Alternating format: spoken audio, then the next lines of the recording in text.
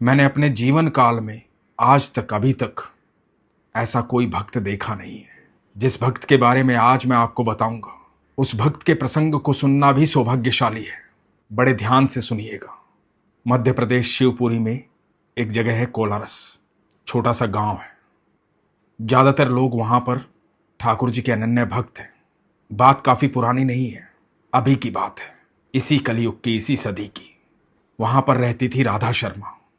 राधा शर्मा का जन्म वहां पर हुआ, जिनके पिताजी माताजी ठाकुर जी के अनन्य भक्त। कोलारस में सदर बाजार में एक गोपाल जी का मंदिर है, ठाकुर जी का मंदिर। एक दिन हुआ यूं, ठाकुर जी के मंदिर में जो विग्रह है उनकी बाहा टूट गई।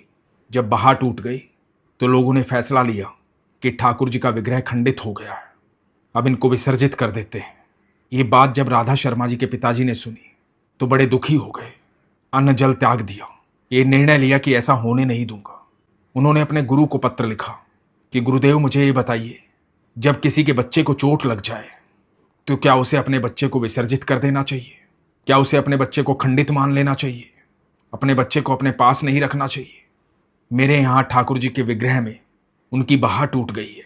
मैं चाहता हूं कि उनको यहाँ पर बादाम का हलवा खिलाया जाए, उनकी बाहा पर प्लस्तर किया जाए, उनकी देखरेख की जाए।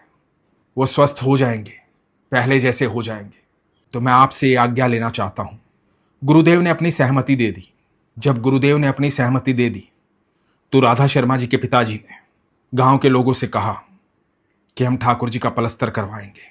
जिस प्रकार एक आदमी की बाहा टूट जाती है और उसका पलस्तर होता है, वैसे पलस्तर करवाएंगे, पट्टी बंधवाएंगे, बादाम का हलवा खिलाएंगे, ठाकुर जी की सेवा करेंगे, ठाकुर जी बिल्कुल स्वस्थ हो जाएंगे। ये भावना मन में रख करके ठाकुर जी की बाहा पर प्लस्तर करवाया गया, बादाम का हलवा खिलाया गया, रोज भोग लगाया गया, ठाकुर जी की सेवा की गई। एक सप्ताह बाद जब प्लस्तर खोला गया तो ठाकुर जी की बाहा जुड़ी हुई थी। सब गांव वाले हैरान थे। कुछ लोगों ने शंका जताई, कुछ लोगों ने कहा कि नहीं, ऐसा संभव नहीं है। एक प्लस्तर करने मात्र से ये बाहा कैसे जुड़ सकती है? हो सकता है कोई केमिकल लगाया हो, किसी चीज से जोड़ा गया हो, क्योंकि यह संभव नहीं है कि प्लस्तर करने से बाहा जुड़ जाए। लोगों ने पानी के टैंकर बुलवाए, कहा कि ठाकुर जी का जलाभिषेक करना है। तेज पानी के फव्वारों से ठाकुर जी का जलाभिषेक किया गया। मन में भाव यह था कि जलाभिषेक करेंगे, तेज फव्वारे चलाएंगे तो बाहा टूट कर गिर जाएगी, पर ऐसा हुआ नहीं। ठाकुर जी का विग्रह ज्यों का त्यों था। जब शंका मिट गई तो सब नतमस्तक हो गए।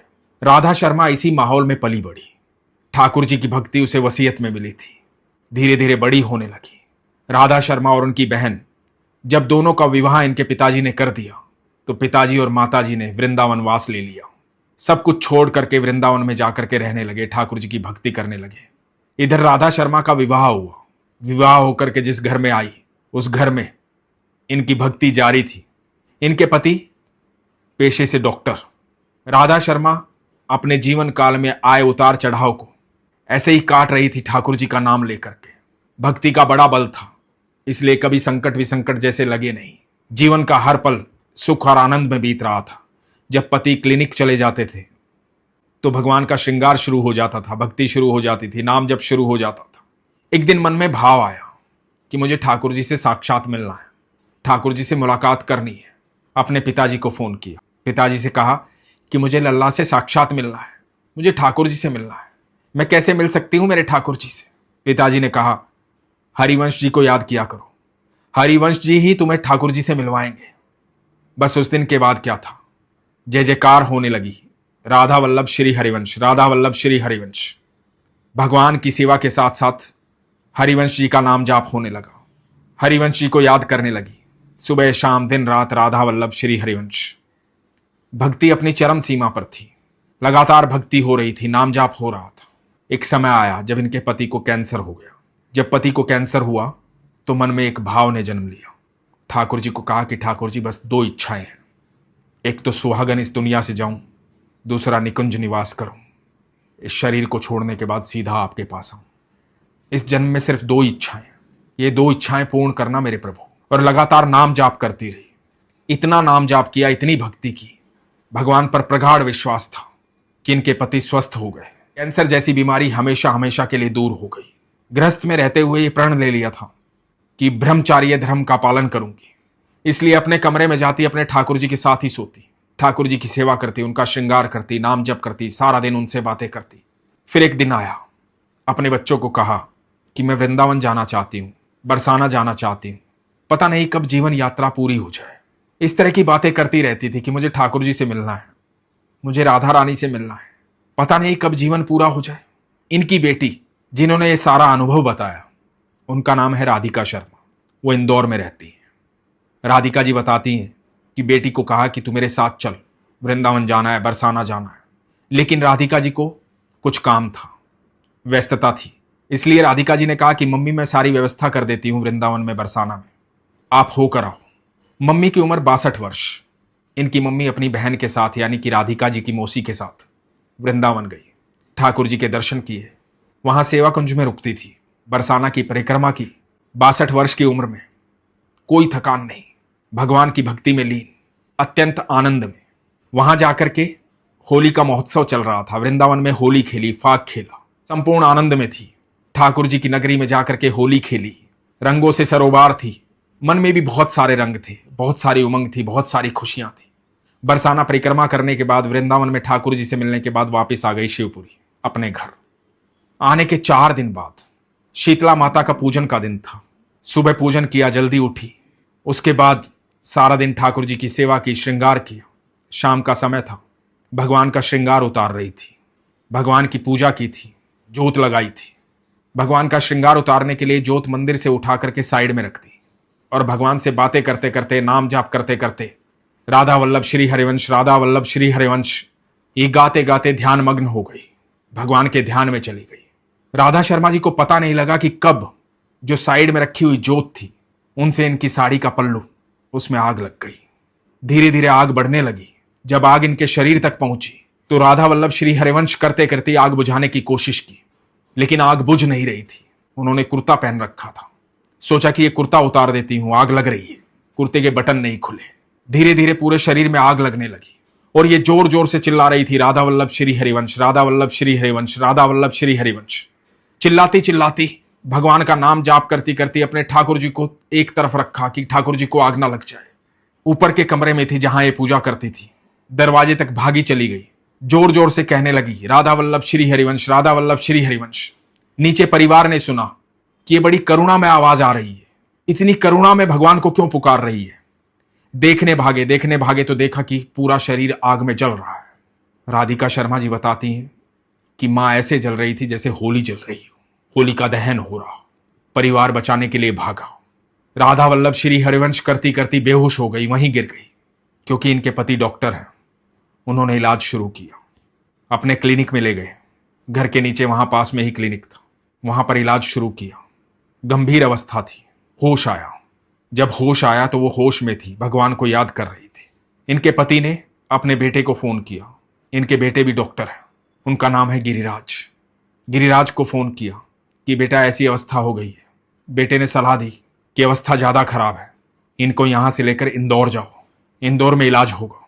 शिवपुरी से करीबन 350 किलोमीटर, 375 किलोमीटर के आसपास पड़ता है इंदौर।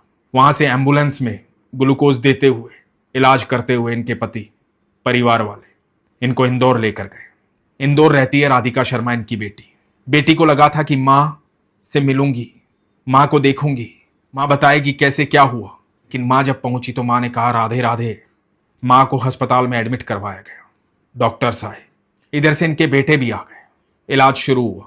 डॉक्टर्स ने बताया कि गंभीर अवस्था है, काफी हद तक जल चुकी है। एक दवाई बताई, वो दवाई विदेश से आनी थी। दवाई की कीमत थी 26 लाख रुपए। वो दवा मंगवाई गई ताकि सर्जरी हो सके। सर्जरी की गई। जब सर्जरी की गई तो डॉक्टर्स ने कहा कि शायद बचाव हो जाए। डॉक्टर्स ने वीडियो बनाई अंदर, और जब डॉक्टर बाहर आए सर्जरी करके, डॉक्टर्स ने आके परिवार को बताया कि मैंने ये वीडियो बनाई है, ये देखो। सोई मोए बावे बावे मोए जोई सोई सोई करे प्यारो। इनको दर्द का जरा भी एहसास नहीं है। आमतौर पर जब हम इलाज करते हैं इतने जले हुए व्यक्ति का, तो चिल्लाता है, तरह तरह की बातें बोलता है, गुस्सा करता है। लेकिन सिर्फ नाम जाप कर रही है ये, सिर्फ भगवान का ध्यान कर रही है ये, सिर्फ ठाकुर जी को याद कर रही है ये, हमने अपने जीवन काल में कभी कोई ऐसा व्यक्ति नहीं देखा कि इतने दर्द में कोई डर ना रहा हो, घबरा ना रहा हो, कराहा ना रहा हो, चिल्ला ना रहा हो, विरोध ना कर रहा हो, सिर्फ भगवान को याद कर रहा हो। ऐसा हमने कोई नहीं देखा, इसलिए वीडियो बना ली। वो वीडियो जब मैंने देखी, प्यारी राधा, प्यारी राधा, तो मेरी आत्मा कांप गई। मैंने भी अपने जीवन काल में कोई ऐसा भक्त नहीं देखा। ऐसे भक्त के दर्शन करना ही सौभाग्यशाली है। उसके बाद जब परिवार माँ के पास गया, थोड़ा थोड़ा समय मिलता था माँ के पास जाने के लिए। माँ के पास गया, लगातार ठाकुर जी की बातें कर रही है, जैसे साक्षात ठाकुर जी दिखाई दे रहे हैं। मन में एक ही इच्छा है, एक बार प्रेमानंद महाराज जी के दर्शन करने हैं, यमुना जल प्राप्त करना है, ब्रिज किरज का सेवन करना है। अपने बच्चों से कह रही है कि महाराज जी के दर्शन करने हैं, मेरी राधा रानी का ऐसा श्रृंगार होना चाहिए, मेरे ठाकुर जी का ध्यान रखना, मेरे लड्डू गोपाल का ध्यान रखना, उन्हें भोग लगाते रहना, उनको भूख नहीं लगनी चाहिए, समय पर भोग मिलना चाहिए, उनको समय पर भोग लगाना, समय पर शयन करवाना, समय पर उठाना, मेरे ठाकुर जी का ध्यान रखना, मेरी राधा रानी का ऐसा श्रृंगार होगा, ये पाजे पहनेगी, ये चोली पहनेगी, ऐसा घाघरा पहनेगी, ऐसी चुनरी होगी। बस ठाकुर जी और राधा रानी की बातें कर रही थी। ऐसी अवस्था नहीं थी कि वृंदावन जा सके, लेकिन कमाल की बात यह थी कि उनके वहां रहते हुए अस्पताल वृंदावन हो गया था। मम्मी को लाला है, मम्मी को लाला है, श्री बाके बिहारी श्री राधा लवलाए, मम्मी का ठाकुर है। उनके रहते हुए लगातार कीर्तन हो रहा था, लगातार नाम जप चल रहा था। ऐसी भक्त कभी किसी ने देखी नहीं थी। जिस दिन वो जली थी, उस दिन उनके गले में कंठी पहनी हुई थी उन्होंने। सारा शरीर जल गया था, सारे कपड़े जल गए थे, शरीर पर एक भी कपड़ा रहा नहीं था। जिस अवस्था में उनके पति ने, उनके परिवार ने उनको देखा था, वो अवस्था बहुत खराब थी। लेकिन गले में बंधी हुई कंठी ना काली पड़ी थी ना जली थी। जब अस्पताल लाए थे तो डॉक्टर्स ने वो कंठी खोल दी थी। राधिका शर्मा ने वो कंठी पलंग से बांध दी थी, क्योंकि राधा शर्मा कह रही थी, मेरी कंठी मुझे दो, मेरे ठाकुर जी को मुझसे दूर मत करो, मेरे कन्हैया को मुझसे दूर मत करो, और मुझे कोई डर नहीं है, कोई घबराहट नहीं है। मेरे ठाकुर ने मुझे अग्नि दी है, मेरे ठाकुर को भजूंगी मैं। बार बार बात कर रही थी। वो अपनी ही दुनिया में थी, अपने वृंदावन में। आसपास खड़ा उन्हें कोई दिखाई नहीं दे रहा था। किसी के प्रति मन में भाव नहीं था, बस भाव था ठाकुर जी के लिए, राधा रानी के लिए। जिससे भी बात कर रही थी, ठाकुर जी की बात कर रही थी, राधा रानी की बात कर रही थी। राधिका शर्मा ने किसी तरह से प्रयास किया, क्योंकि राधा शर्मा जी चाहती थी प्रेमानंद जी के दर्शन करना। तो राधिका शर्मा जी ने कई ग्रुप्स में डाला। किसी तरह से नवल नागरी बाबा का उनको नंबर मिला। राधिका शर्मा जी ने नवल नागरी बाबा को फोन किया। व्यस्तता के कारण वहां फोन उठा नहीं, तो मां की वीडियो भेजी। जैसे ही नवल नागरी बाबा जी ने वीडियो देखी, तुरंत फोन किया। फोन करके राधा शर्मा जी से बात की। वो ऐसी अवस्था में थी, पूरी जली हुई थी। जहां कोई भी दर्द से कराता है, वो वहां नवल नागरी बाबा से बात कर रही थी, श्री प्रेमानंद महाराज जी के बारे में बोल रही थी, उनके दर्शन की इच्छा जता रही थी। नवल नागरी बाबा जी ने कहा कि आप निश्चिंत रहिए, आप पर राधा रानी की अद्भुत कृपा है, साक्षात राधा रानी आपके साथ है, ठाकुर जी आपके साथ है। मैं आपसे वादा करता हूं कि आपको महाराज जी से जरूर मिलवाऊंगा। ये बात नवल नागरी बाबा जी ने कही, और राधा शर्मा जी लगातार भगवान का भजन करती रही। जब वो क्षण आया जब ठाकुर जी से मिलना था, इस दुनिया से जाना था, अपने बेटे को बार बार कहती थी, गिरिराज जी, बेटे का नाम है गिरिराज। लेकिन अपने बेटे में उन्हें कृष्ण दिखाई दे रहे थे, ठाकुर जी दिखाई दे रहे थे। बेटे जो कि डॉक्टर है, उनको बाकी डॉक्टर्स ने कहा कि आप घर ले जा सकते हो, संभव नहीं है कि ये बच पाए, हर तरह से इलाज कर लिया है, लेकिन अब संभव नहीं है कि ये बच पाए। तो बेटे गिरिराज ने कहा कि कुछ लड़ाई हारने के लिए लड़ी जाती है, मेरी माँ को यहीं रखना चाहता हूँ। उनका जो ये भक्ति भाव है, उनको इसमें रहने दो, उनको इस आनंद में रहने दो। इस आनंद की अनुभूति हम नहीं कर रहे हैं, लेकिन वो कर रही हैं। मैं आखिरी पल तक प्रयास करना चाहता हूँ, मुझे प्रयास करने दो, मुझे मेरी माँ का इलाज करने दो, क्योंकि वो खुद डॉक्टर है। अपनी माँ का इलाज करते रहे, वो घड़ी आ गई, वो दिन आ गया। राधिका शर्मा बताती हैं, रात के करीबन 2:30 बजे थे। राधा शर्मा जी जोर जोर से नाम जाप करने लगी, राधा वल्लभ श्री हरिवंश, राधा वल्लभ श्री हरिवंश। अस्पताल में कीर्तन जैसा माहौल हो गया था। इनके बच्चों ने कमरे का दरवाजा बंद करना चाहा, तो आस पड़ोस के मरीज उठकर आ गए। सब मरीजों ने आकर कहा कि नहीं, मत बंद करो, ये शोर नहीं है, ये भक्ति है, हमें इस लीला में सम्मिलित होने दो, हमने अपने जीवन में ऐसी भक्त नहीं देखी। ऐसी भक्त के दर्शन करने दो, उसकी आवाज सुनने दो। हम इस कीर्तन का आनंद लेना चाहते हैं, इस समय का आनंद लेना चाहते हैं, भगवान की अद्भुत लीला देखना चाहते हैं। आस पड़ोस के मरीज अपने बिस्तरों से उठ करके आ गए थे और सब देख रहे थे। राधा शर्मा कह रही है, राधा वल्लभ श्री हरिवंश, राधा वल्लभ श्री हरिवंश, राधा वल्लभ श्री हरिवंश। सुबह के 4 बजे तक भजन और कीर्तन ने तीव्रता पकड़ ली थी। रात के 2:30 बजे से सुबह 10 बजे तक जब अंतिम सांस ली, तब तक कीर्तन होता रहा। अंतिम सांस भी ये थी, राधे राधे राधे, और राधा राधा करती वो इस दुनिया से चली गई। ठाकुर जी के अनन्य भक्त, जिसे स्वयं ठाकुर जी लेने आए होंगे। आज तक हमने प्रसंग सुने थे मीरा जी के, माधव दास जी के, ब्रजदास जी के, जनाबाई के, नामदेव जी के। ये वो प्रसंग है जो हमारे समय में घटित हुआ इस कलयुग में। बड़े बड़े संत महात्मा साधुजन पूरे जीवन भर प्रयास करते हैं कि अंतिम सांस जब आए, जब ये शरीर छोड़ना पड़े, तो जुबान पर, मन में, हृदय में सिर्फ भगवान का नाम हो। पूरा जीवन इस बात का अभ्यास करते हैं, इतना नाम जाप करते हैं कि अंतिम सांस में भगवान का नाम जपे। क्योंकि भगवान श्री कृष्ण ने श्रीमद् भगवद गीता में कहा है, यदि अंतिम सांस में तुम मुझे भजोगे तो सीधा मेरे पास आओगे, सीधा बैकुंठ आओगे। जो अंतिम सांस में भगवान का नाम भजता है, उसे स्वयं नारायण लेने आते हैं, स्वयं भगवान श्री कृष्ण लेने आते हैं। उसका निकुंज निवास होता है। राधा शर्मा की इच्छा क्या थी? बस यही इच्छा थी कि मैं सुहागन इस दुनिया से जाऊं और निकुंज निवास मिले। दोनों ही इच्छा पूर्ण हुई। एक बात उन्होंने लिखी थी, अपने परिवार को कही थी कि जब मैं जाऊं तो रोना मत। मेरी जो अंतिम यात्रा होगी वो उत्सव की तरह होनी चाहिए, उसमें कीर्तन होना चाहिए, राधा वल्लभ श्री हरिवंश नाम जाप होना चाहिए, कीर्तन होना चाहिए। कीर्तन करते करते मुझे मेरे ठाकुर के पास भेजना। मेरी अंतिम यात्रा उत्सव के रूप में होनी चाहिए। वही हुआ भी। उनकी जब अंतिम यात्रा थी तो उत्सव की तरह मनाई गई। उन्हें इंदौर से शिवपुरी लाया गया। हजारों लोग इकट्ठा हुए इस अंतिम यात्रा में, इसके साक्षी बने उस भक्त के निकुंज निवास प्राप्त करने के। जो अद्भुत भक्त थी, गृहस्थ रहते हुए भगवान को इतना भजा कि उसे कोई दर्द, कोई संकट, कोई परेशानी, कोई दुख कभी हरा नहीं पाया। जिसकी अंतिम श्वास पर एक ही नाम था, राधे राधे राधे। ऐसे भक्त की अंतिम यात्रा का साक्षी बनना अपने आप में सौभाग्यशाली है। और जो लोग इनके आसपास रहे, जिन्होंने इन्हें साक्षात देखा, वो अत्यंत सौभाग्यशाली है। इनकी पुत्री राधिका शर्मा से मेरी बातचीत हुई। उन्होंने ये सारी घटना बताई। शायद मैं उतने विस्तार से आपको नहीं बता पाया हूँगा, लेकिन जितने शब्द मेरे पास थे उन्हीं शब्दों से मैं आपको ये व्याख्यान कर रहा हूँ। क्योंकि ऐसी भक्त की प्रशंसा के लिए मेरे पास शब्द कम पड़ गए।